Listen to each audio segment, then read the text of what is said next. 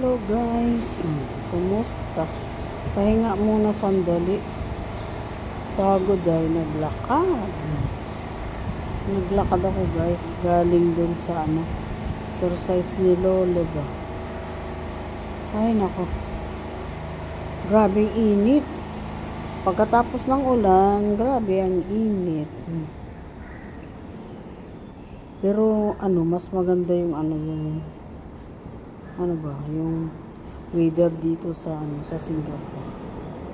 Kahit may init pero may ulan-ulan siya. Hindi katulad sa Pinas ba na masyadong mainit, guys. Grabe.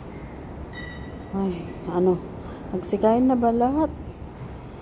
Mamaya magluto pa ako, guys. Maglugaw ako. Tapos lagyan ko ng itlog at saka yung ang tawag doon, yung crab meat stick ba.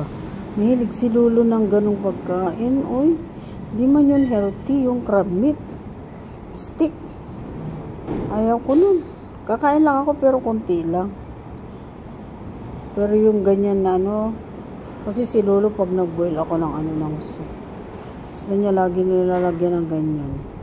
Iba na yung matatanda, no? Yung panlasa is parang naghahanap ba sila? Naghahanap ng ibang lasa. Yun. Ay. Nako. Pag ako niyan, di na ako kakain. Magkain ng tinapay. Tapos Milo or gatas. Tama na yun. Kina ako dun. Ako kasi mostly kinakain ko niluluto ko ba. Pag may isda at saka gulay, tama na sa akin yun. Kakain ako ng karne pag yung nagluto ako ng sabaw.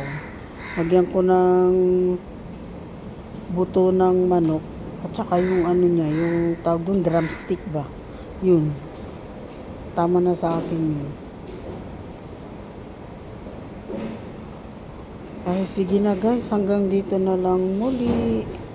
Record lang ng video ba. Ito parang, yung record ng video. Kasi hindi pa naman ako maka-live ay. Ako sa live, na-strike ako sa live. Ayun, sige na, magandang hapon. Happy lunch time, mga kakabsat, mga sisikoy. Bye!